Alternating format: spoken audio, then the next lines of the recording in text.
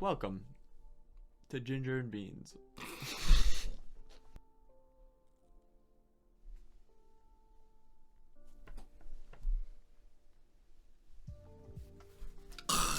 Today we're gonna eat the hottest chip. I feel like we should have like a pumpkin on the desk. Pumpkin? Do you have a pumpkin? I hope it sounds really, really wet and watery. Balls in your mouth. What the fuck are we gonna talk about? That's a good question. Welcome To ginger beans. to Ginger Beans.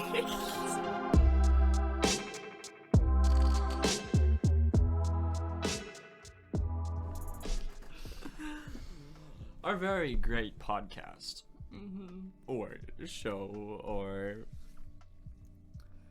podcast. Comedic vlog. My name's Robin. What's your name? Gartholomew the Fourth. This is Jack. About me. I'm kind of just a hobo faggot. Slurs on our Christian podcast. Oh no. I'm sorry. On our Christian Minecraft server.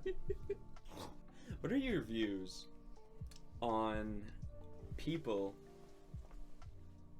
who look female or male and use the opposite pronouns and don't plan to transition? I think they should. What's something nicer that I can say than kill themselves? Nobody should kill themselves. Yeah, don't do that, guys.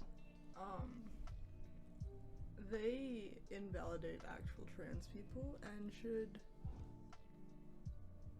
stop lying about who they are. What are your opinions on that? I don't know. I just feel like I heard once that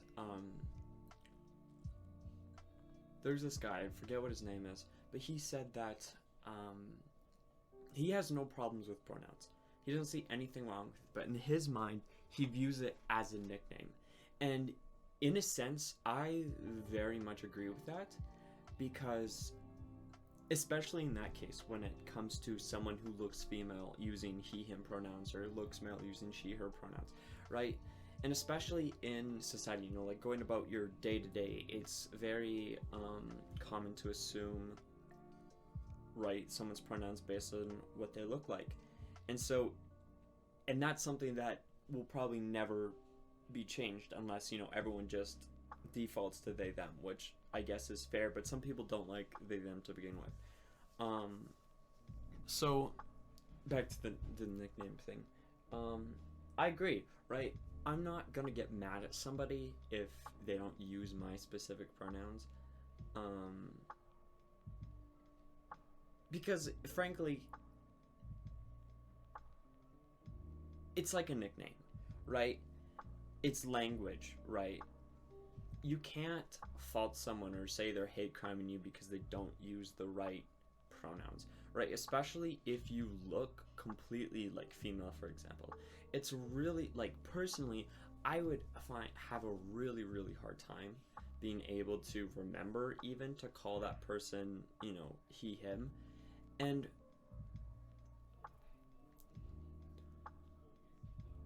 at that point, it's basically just a nickname, right? It's like you're asking your friends, right? But I wouldn't call a stranger a nickname, right? I only do that with my friends, right? And so, like, if we became friends and they asked me to call them that, I'd be like, okay, fine, you know, whatever, I guess, you know. I don't exactly necessarily agree with it, but out of respect, of course. I would probably lose respect for that person. Yeah, I know, you're a lot more harsh. Oh yeah, Open, explain. I'll open and explain. Mm-hmm. I don't know how to describe it. It's just like, Talk about how you as a trans person looks at like that. How do you feel that affects you? well, when people who are clearly women, born women, dress girly, wear makeup, have no planned transition whatsoever other than go by he, him, and a different name that's girly, which I've seen a lot. Too much. It's just invalidating to the entire trans community. No, I get that. If they get to just say, "Oh, I'm a boy, but I'm going to keep acting and dressing the way I am," it's almost like they're laughing at the trans community. And you know what? I guess like in an ideal world, anybody could, like gender doesn't matter. Body parts don't matter. What we say doesn't matter. And so, in an ideal world, anyone could do that, right? And it's not that I'm getting mad at them, but I also am not getting mad at you, because I very much understand that point of view.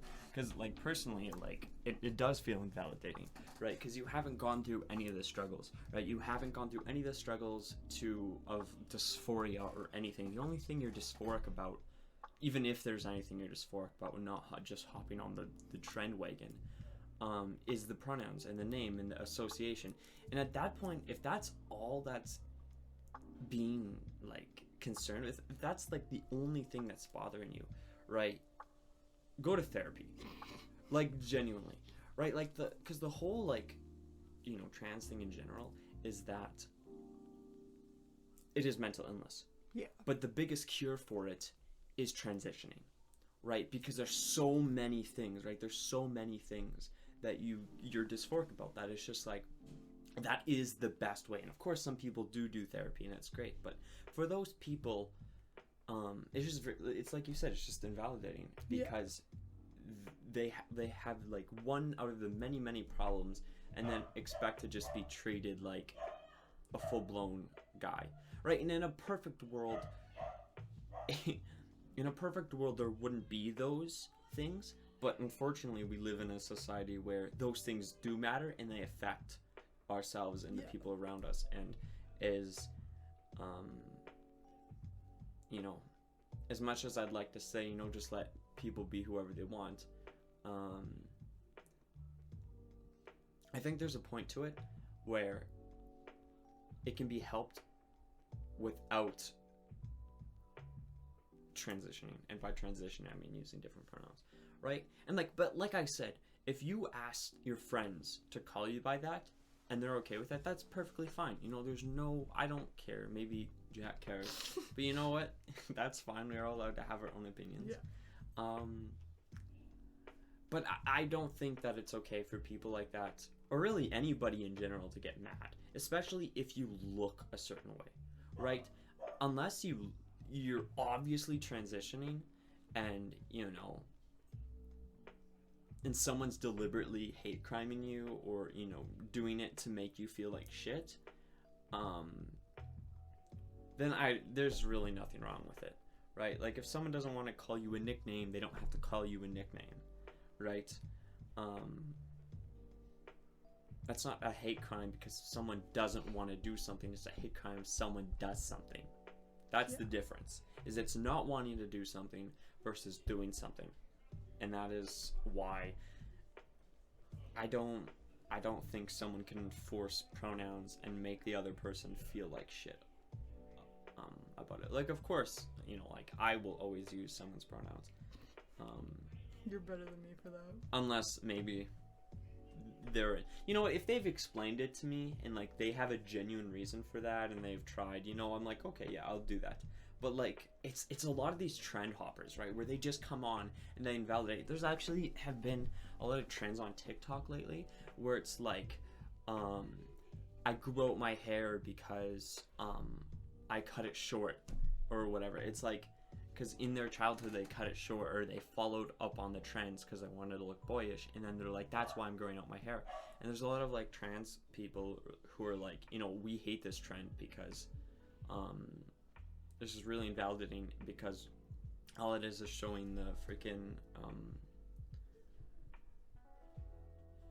the trend hoppers who don't have any dysphoria and are just hopping on something because it's cool.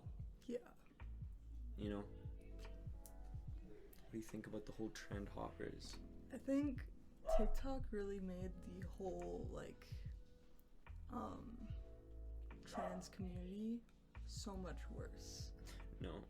Because with TikTok, it became like a mainstream-esque kind of way of living. It really did, yeah. And so there's so many young kids who have body dysmorphia, and they're hearing about all these trans people with dysphoria, and not understanding that there's a massive difference. Yeah. Could you elaborate on like the dysmorphia and dysphoria difference? Oh god, I haven't done enough research for this. Well, I think this dysmorphia is the not liking of a certain body part, or like your body in general, which, you know, can be because you're overweight, or because, you know, you have a big nose, or you have a misshapen, or whatever, right? I think dysphoria, on the other hand, is not liking those parts because they're associated with gender. Yeah. Right? And that's the difference, right? And so there's a lot of people who are like, oh my god, I hate how I look, and then they're like, oh, I must have dysphoria, right? Yeah. But they just don't understand. And I think, honestly, I really think the problem is our education. And I know there's a lot of teachers, and the teachers and people and, you know, conservatives who view this whole situation like, we need to stop promoting it in schools because people, in essence, they're trying to stop it because of these trend hoppers, and people are getting confused. And to a degree, I understand that, but in majority of cases, that's not why they're doing it. That's just their excuse. You know, they're just doing it because they don't like trans people. Anyway, and so they're saying stop the talking about it so people don't get confused. And honestly, I get where they're coming from. I don't necessarily think that they all genuinely think like that, which is the problem. But I also think that it's a lack of education, because if this stuff was educated, right, the difference between dysphoria and dysmorphia and what it means, and, you know, if we had better mental health systems put in place, because I know we've been getting a lot better, but we still don't have a lot of support for mental health, right? It's still really expensive, right? Like it's really expensive to see a therapist. Right, there's no access to it, and I'd love to see it included in the healthcare system, but that probably isn't going to happen because, you know, but, right, we need more mental health, we need more teaching, so then people don't get confused. And I also think that trends come and go, and I think in a little bit, people will stop viewing, you know, being trans and non-binary and all of that as a trend. I also think it's really important, though, to have kids explore, right? Like, it's not a bad thing to explore and, you know, try different things, you know. Not saying you should go and chop your titties off because, you know, you feel bad about them for once or a little bit, right? Again, it's the difference between dysphoria and dysmorphia, right? And I don't think that someone who just decides one day that they're trans should be allowed to go and get gender affirming care. God, no. You really should go talk to a psychiatrist and you know, mental health people and doctors, and, you know, give it time. Give yourself time to be confused and think, because that's just part of the human nature in growing up, right? And I think it's also a person's responsibility, right? Because they're like, oh, blame the doctors, blame the healthcare people, blame the psychiatrists who told me, right? But at some point, you have to take accountability. If you transition when you weren't in a good state of mind and nobody around you talked to you about it, it's not the healthcare provider's job to show you differently, because there are people. I think like I read a study and it was like 97% of people, or 95, somewhere in the 90% percentile, have a no regret rate when it comes to gender affirming care, right? And with statistics like that, stopping people instead of encouraging them is just stupid. So that for that 5%, I think the better thing to say is to really think about it and try to take more accountability. Try to surround yourself with good people who, you know, can help you and who can maybe put you through it. Talk to a trans person, you know, like, don't just do it. Like, at some point you have to take accountability. I think with the instead of stopping them or encouraging them, I honestly feel like we should do neither. Like, don't encourage them, because then if they are just a trend hopper, they're going to regret it in the future. Yeah. But don't stop them, because Yeah. if I were stopped, Yeah. And like, I get that. Like, I've been to therapy and I've talked about it to my therapist, and they never told me to do it. They never outwardly told me to do it. They always tried to focus on the mental health, but they never told me that not to do it either. They never outwardly told me to do it. They waited for me to say I wanted to do it, and they asked me if I was sure, and all of that stuff, when it comes to gender affirming care and people who are non-binary and all of that. And most therapists and psychologists are like that, right? They're professional and they don't encourage that. The psychologists who are educated on the matter will do that, because that is the way to approach it properly, right? And that's what I mean with the whole, we need more education. So taking back the education isn't going to fix the problem. It's just going to lead to more confusion and more people who are jumping on trends and doing shit like that, right? Because they neither discouraged me nor encouraged me, which is what you were saying. yeah. I think that's a journey of discovery.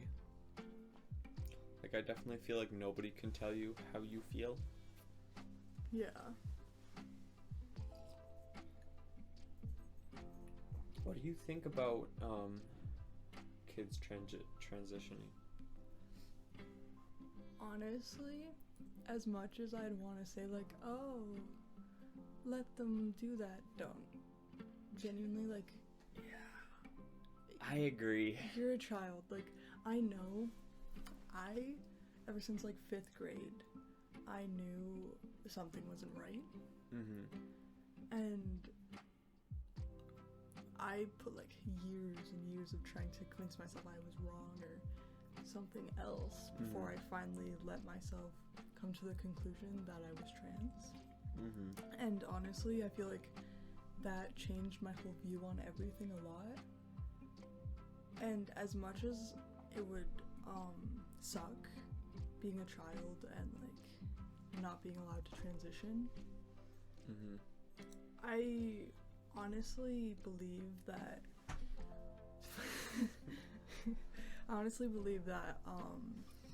like, maybe socially transitioning, like changing pronouns and name, maybe if they're really, really sure, and not like legally or anything, but not medically transitioning until like much older. Yeah.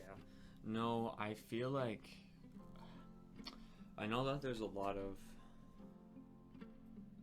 it's hard because I know there's a lot of backlash, right, about the whole US thing, and it's also very much based in the fact that they're trying to take away rights, and they just don't like trans people in general. But I really do agree. I think that yeah, change your name, change your pronouns, get a short haircut, Yeah. wear boy clothes, wear girl clothes. Because as a child, you can't even really tell. They all look the same anyway, right? Like, it's not really until you hit puberty.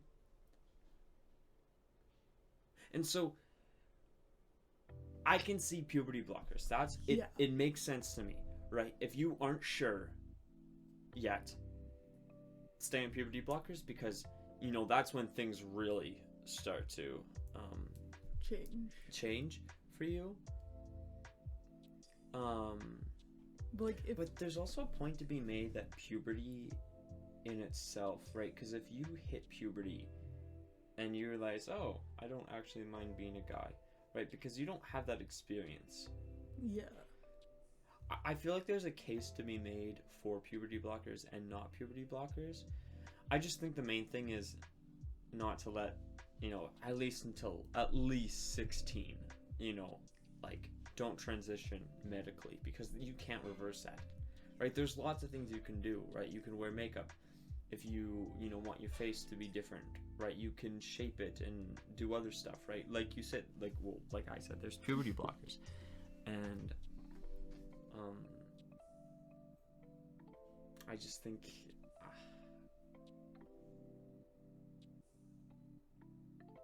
it's like a kid getting plastic surgery.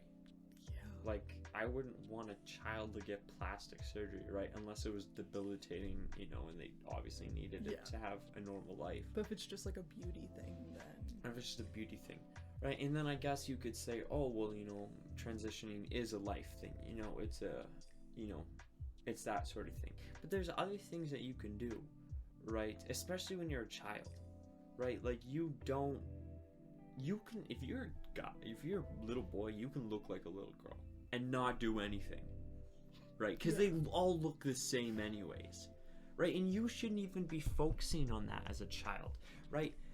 Because then that puts into play, you know what that teaches kids? Is it teaches kids that it's all about appearance. And they can't be who they are just by who they are, right? If a little boy wants to be wants to transition into a girl, medically transitioning and making their face look different isn't what we should be promoting them to. If they want to do that later in life, then whatever, that's up to them. But we should be promoting that you don't need to look a certain way to feel how you feel, right? That's not to say that people who look like girls, have a girl name, act like girls, everything, that's still a little bit weird in my mind. Yeah. Like, all the power to anyone. If that's how you want to live, go right ahead, but don't force it down other people's throats. Yeah, if you live that way, like, go ahead, but you can't be angry when people don't follow your words. No. But, and I'd even like to say that for trans people in general, right? Like, as long as someone's not outwardly criticizing and hating you and, hate criming, people can have their opinions, right? And because I feel like it is just a little bit hypocritical to be like, oh yeah, someone can't change their pronouns, but I can change other things, and then they shouldn't find that bad. We want them to accept that, right? So I think that because it's kind of hypocritical in a sense. Like, I get it from both sides. I think where the resentment comes in is it's not so much... It's because a lot of the time those kind of people are very much associated with trend hoppers, more so. And I think if someone has a genuinely real explanation on why they are the way they are, I don't think you can get mad at them for that. But I also understand.